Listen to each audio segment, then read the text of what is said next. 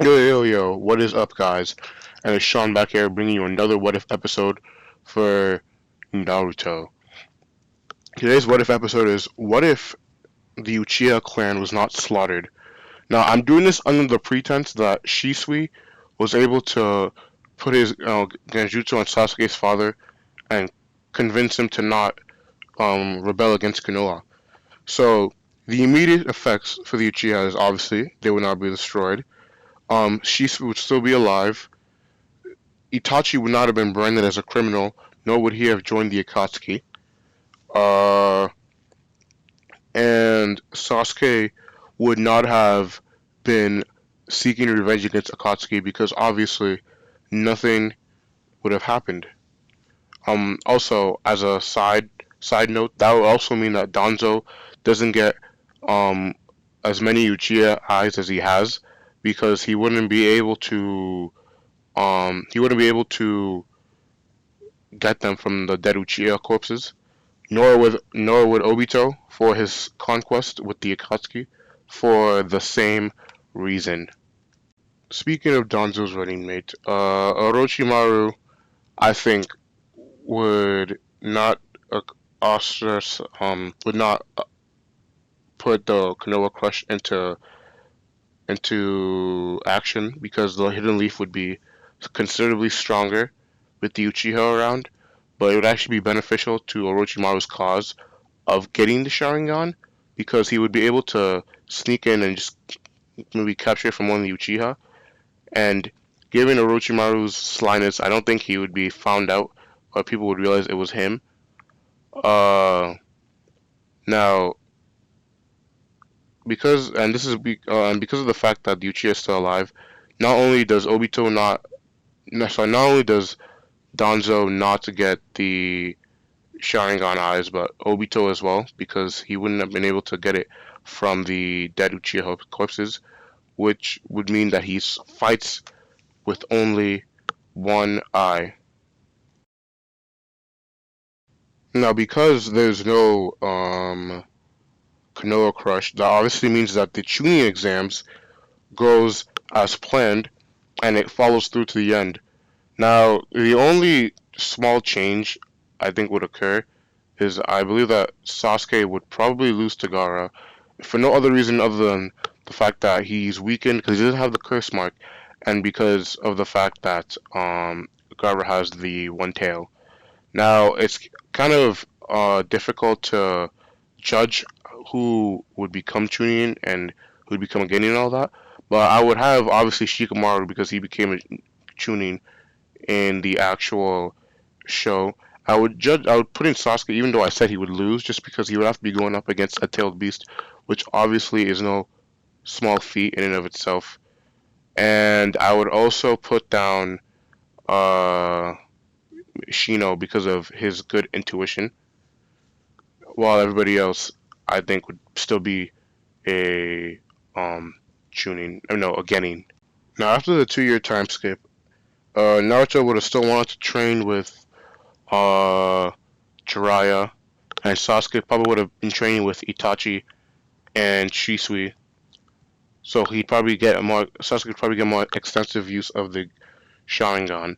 Um, the, the Akatsuki would still have moved in on the hidden sand village, and because of the fact that Gaara would not have had to fight Naruto, given the circumstances that the Chunin exams uh, stay relatively the same, he would be how do I put this? He would not be reformed. He'd still be sort of evil, and that would mean that when Deidara captures him, he would stay dead because there would be no incentive to go and rescue him, considering he would not be the Kazekage, and he would have still been looked at as a disgrace to his village. Now, after the capture of Gaara, all the other Jinchuriki would subsequently be captured as well. Basically, the second through the sixth tails would be captured by the Akatsuki, and that would cause for the need to be a Kage summit. Now, in conjunction with the Akatsuki going after the other Jinchurikis, I believe that Pain would still personally make his way to the Hidden Leaf Village.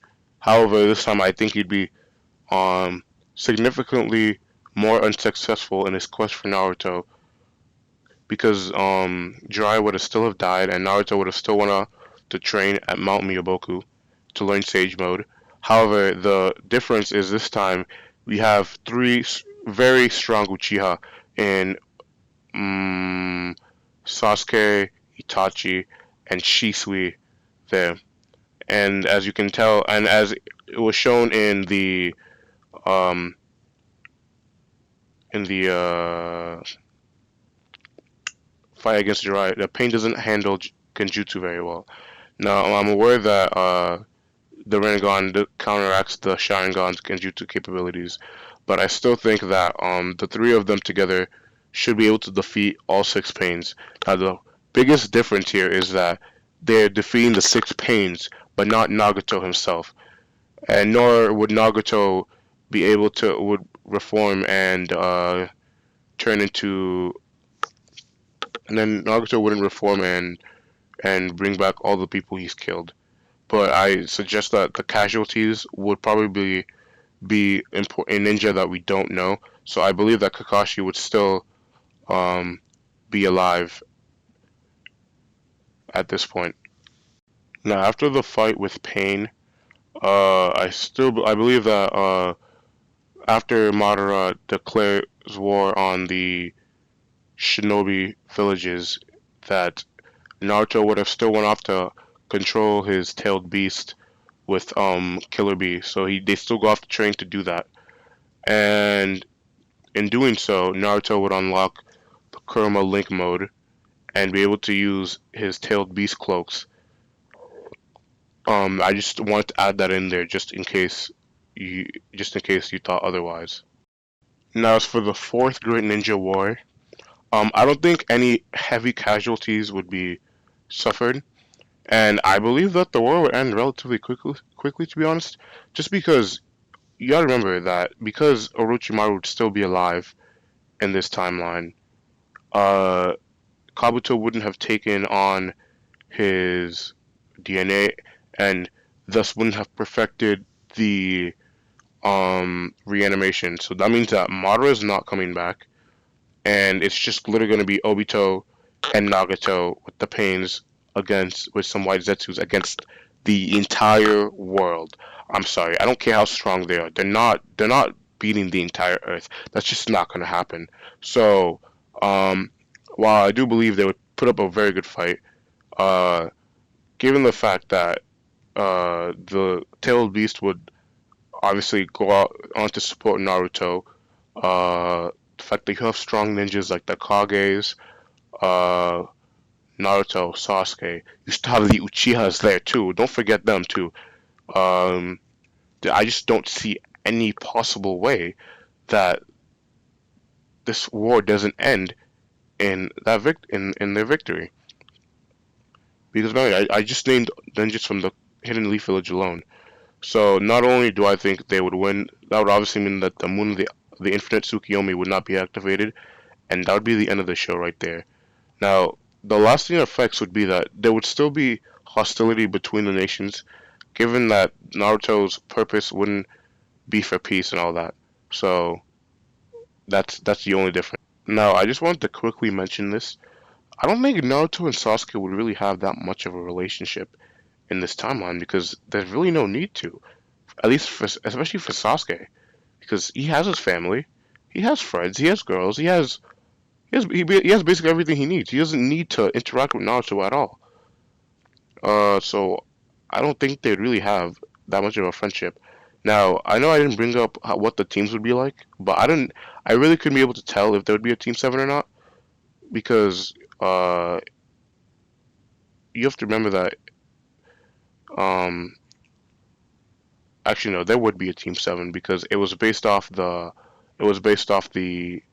balancing of the paper test that they took. So if anything, Sasuke would get even better grades. So there would still be a Team Seven, but outside of that, I don't think they would have any real relationship.